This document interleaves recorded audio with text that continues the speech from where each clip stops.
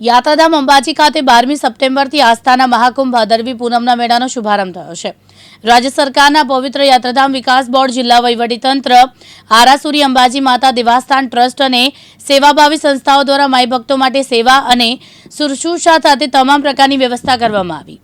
જય અંબે, મોલ માડી અંબે, અંબાજી દૂર હૈ જાના જરૂર હૈના જયઘોષ સાથે જયનાથ સાથે ભક્તો આગળ વધી રહ્યા છે। મેળાના બીજા દિવસે માઈ ભક્તોનો અવિરત પ્રવાહ યાત્રાધામ અંબાજી ખાતે મા અંબાના દર્શન માટે ઉમટ્યો હતો। દાતા અડાદના માર્ગો પર મોટી સંખ્યામાં પદયાત્રીઓને સંગમાં આવતા માઈ ભક્તોનો ઘસારો જોઈ શકાય છે। મારું નામ પટેલ આશીષ કુમાર ચંદુલાલ છે। હું રાજપુર ગામથી વિજયનગર જિલ્લો સાબરકાંઠા તાલુકો જિલ્લો સાબરકાંઠામાં આવું છું। આ અંબાજીના જે દર્શન કર્યા એ માટે ધન્ય પાવન થઈ ગયું, આની વ્યવસ્થા સારી લાગી છે, એ બદલ હું ગુજરાત સરકારનો ધન્યવાદ કરું છું। મારું નામ દીપક છબીલદાસ પંચાલ છે। હું ઉમરગામ છેવાડા ગુજરાતથી આવ્યો છું અને અહીંયા અમે અંબાજી ભાદરવી પૂનમના મેળામાં દર્શન કરવા માટે આવ્યા હતા। અમને એની વ્યવસ્થાથી માંડીને બહુ સારું લાગ્યું, દર્શન બી સારી રીતે થયા, અમને બહુ આનંદ આવ્યો। ધજા ચડાવવાનો તો ધજા બી અમને ચડાવવા દીધી વ્યવસ્થિત, અમે ધજા બી ચડાવ્યા, પર અમને ખૂબ ખૂબ આનંદ થયો। રાજ્ય સરકારની વ્યવસ્થા એટલી સારી છે કે અમને જરાય તકલીફ નહીં પડી, એકદમ આનંદથી અમે ફરી આવ્યા, અહીંયા આરામથી દર્શન કર્યા, પ્રસાદ લીધો, બધું આનંદથી થયું, અમને ખૂબ આનંદ થયો।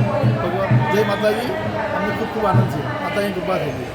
मेरा नाम महेंद्र है, मैं उदयपुर खेरवाड़ा का रहने वाला हूँ। यहाँ अंबाजी के दर्शन करने हैं। राज्य सरकार ने बहुत अच्छी व्यवस्था कर रखी है और यहाँ घूम के माता जी के दर्शन करके बहुत आनंद की अनुभूति हो रही है मुझे। आप भी आओ, इधर दर्शन करो और चारों तरफ रास्ते से लेकर यहाँ तक बहुत अच्छी व्यवस्था है, बहुत अच्छी खाने पीने की सब व्यवस्था राज्य सरकार ने प्रशासन ने बहुत अच्छी जिम्मेदारी से व्यवस्था कर रखी है।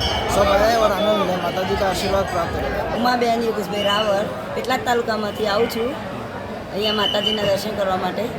હવે 10 વર્ષ પહેલાં જ આવતા હતા અને હવે અત્યારે એમાં બહુ સારું બધું થઈ ગયું છે, સાફ સફાઈ સુવિધા બધા માટે રાજ્ય સરકારનો આભાર માનું છું। મારું નામ મકવાણા રિદ્ધિ જગદીશ મકવાણા।